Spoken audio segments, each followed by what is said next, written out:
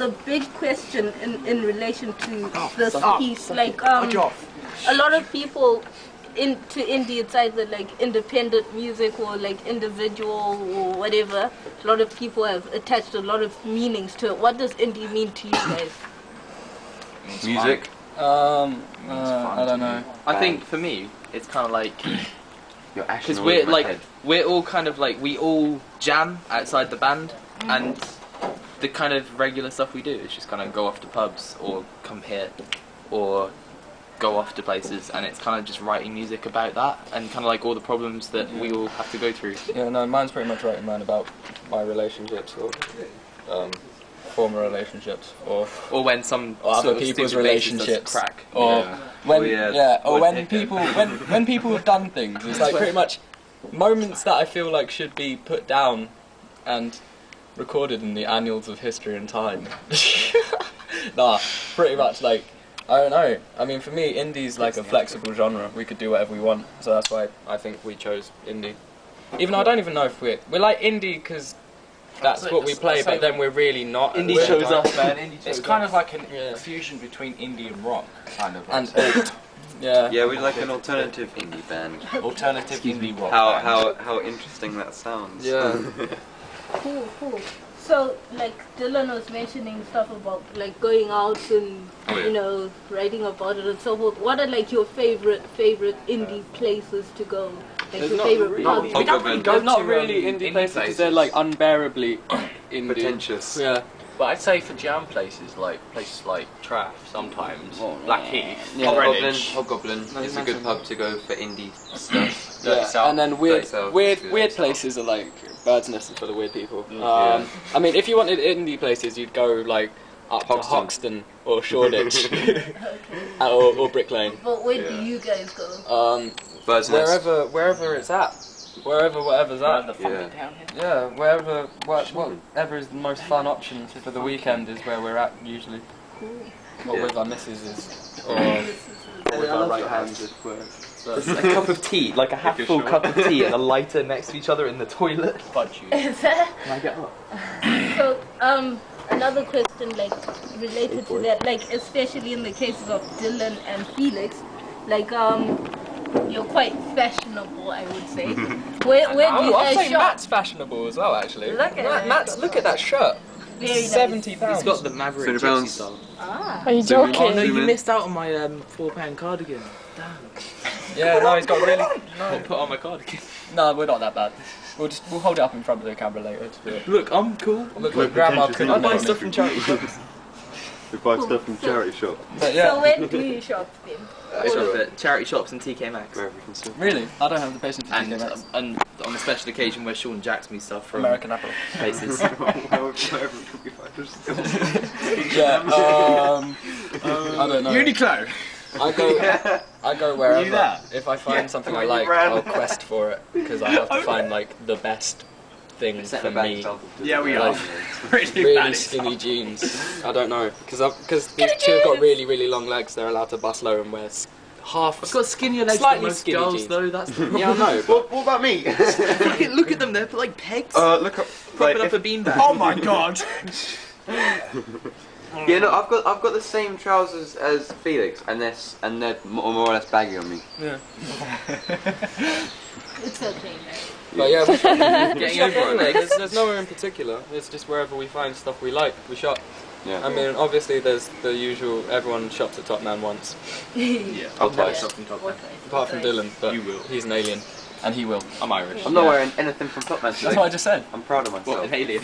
So do you guys think that there's a re-emergence or like a kind of trend, like indie trend happening like in Southeast London, like No, because there was check shirts, right? And there was this whole thing of check shirts and really cool trousers, and then that went away, and now it's kind of indie is starting to turn back into but you're being different. behind, Yeah. And it went through a stage of where like indie was actually like being a sheep class, is- yeah.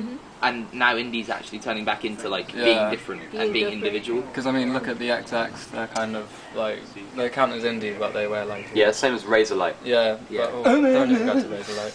But yeah, I don't know. Like Sorry. But yeah, I don't know.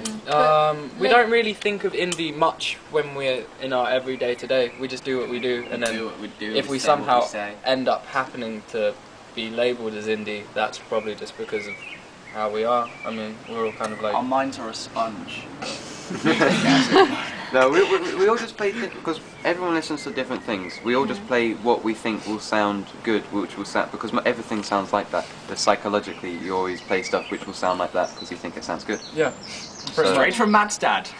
Yep. It's like indie at the moment is like, it's more appealing than any other style of music because there's no actual rules. Because indie at the start was supposed to be individual and it's supposed to be different for everything else. So there's no like, with death metal you got to play fast, you got to play hard. Indie you can actually get away with anything you want. That's why we have a funk bassist, rock guitarist, death metal drummer, and someone from Joy Division. Stop it, guys! Cool. So I'm gonna go hang myself. what do you think that indie music or indie might become in the future? Anything you want it to be, babe. It can be anything. Anything can spawn out of it. I think it's going to turn into rock. Yeah. Yeah, it's going to go back to rock. its roots. Hey! Like rock is dead, like now. Yeah.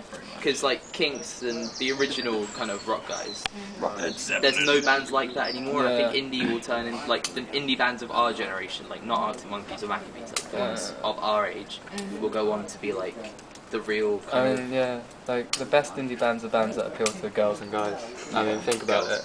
No, because like a lot of them like can appeal to chicks, and then Chicks love their indie. but then you need to have like kind of like that hard kind of thing that I mean you need to have that kind of like cool.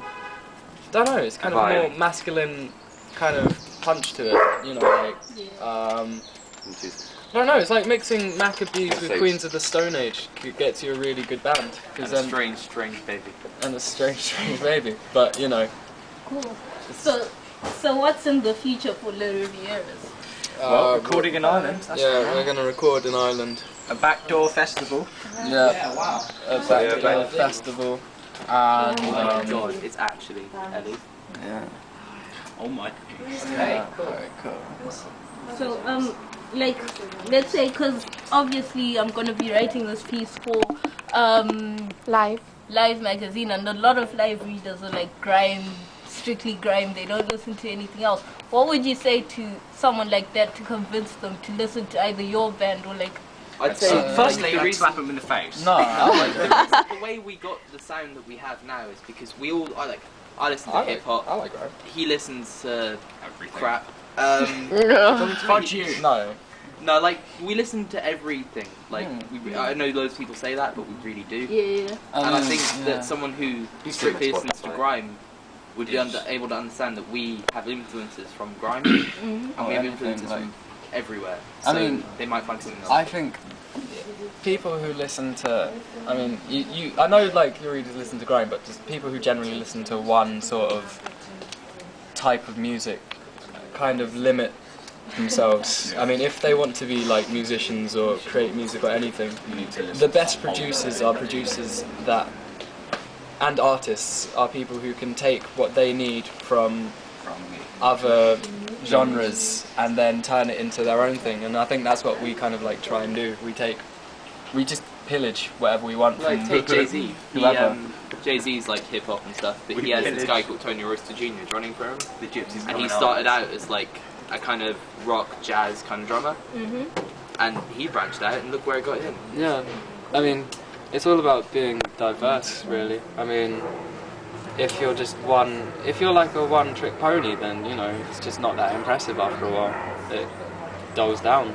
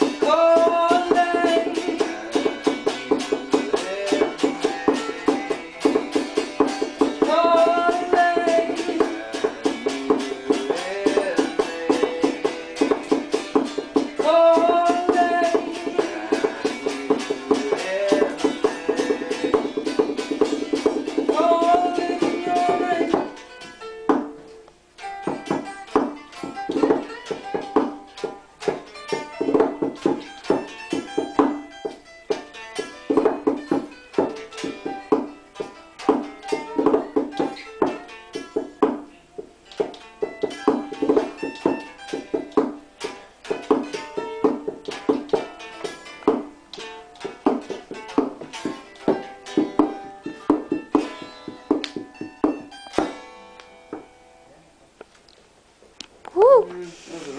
Yeah.